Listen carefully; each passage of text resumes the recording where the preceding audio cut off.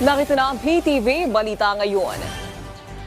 At sa ating weather update, makakaranas ng maulap na papawirin na may kalat-kalat na pag-ulan ang Metro Manila, Cagayan, Isabela, Aurora at ilang bahagi ng Luzon sa mga susunod na oras dahil sa low pressure area at shear line. Ang LPA ay namataan ng pag-asa sa karagatan ng Caramoran, Catanduanes.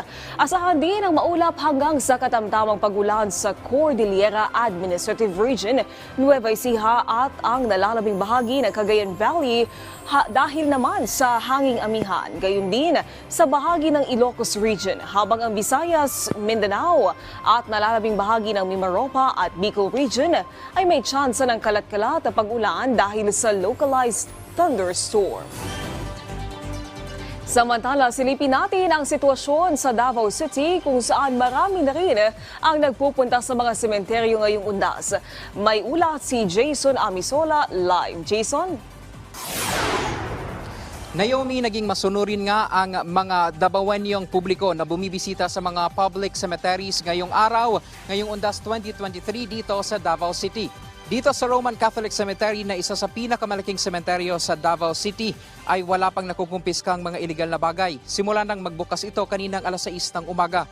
Katulad sa ibang sementeryo na ating napuntahan, hindi gaanong karami ang bumisita ngayon dahil ang ilan ay maaga nang dumalaw galing sa kanilang pagboto noong October 30 local elections. Mahigpit ang pinapatupad ng seguridad rito dahil andito rin ang mausoleo ng mga magulang nila former President Rodrigo Duterte at Vice President Sara Duterte. Sa interview natin kay Davao City Police Office spokesperson Police Captain Hazel Tuazon, nasa 500 na mga pulis mula sa 19 na mga police stations ang dineploy sa 38 na mga sementeryo sa lungsod. Tinututukan rin ngayon ng otoridad ang mga krimen na karaniwang nangyayari panahon sa undas katulad ng pagnanakaw at ang salisigang. Naomi, kaninang alas 8 nga ng umaga ay bumisita na ang former wife ni President Rodrigo Duterte na si Elizabeth Zimmerman dito sa likod kung saan ang mausoleo ng mga Duterte. At sa ngayon, wala pa tayong impormasyon na kukuha kung anong oras at kailan bibisita sina former PRRD at VP Sara Duterte dito sa Roman Catholic Cemetery sa Davao City. Yan na muna ang latest mula rito sa Davao City. Jason Amisola para sa Bayan. Maraming salamat, Jason Amisola. Nakiisa si Pangulong Ferdinand R. Marcos Jr. sa paggunita nakiisa si Pangulong Ferdinand R. Marcos Jr. sa paggunita ng Sambayan ng Pilipino sa All Saints Day All Souls Day at All Saints Day. Ayon sa Pangulo, matagal ng panahon na sinusunod ng mga Pilipino ang tradisyong ito sa pamamagitan ng pagpapakita ng kahalagahan ng pamilya at pananampalataya. Aniya sa panahong ito, nagkita-kita ang mga Pilipino at ang kanilang mga mahal sa buhay para palakasin ang kanilang buhay espiritual. Hinikayat din ng Pangulo ang publiko na alalahanin ang kanilang mga yumaong mahal sa buhay. Walang katapusang paggabay ng Diyos at katapangan ng mga santo upang magpatuloy sa hamon ng buhay.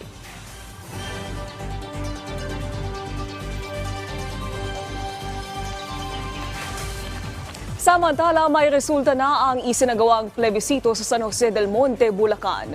Ayon sa COMELEC, nanaig ang mga tutol na gawing highly urbanized city ang San Jose del Monte, Bulacan.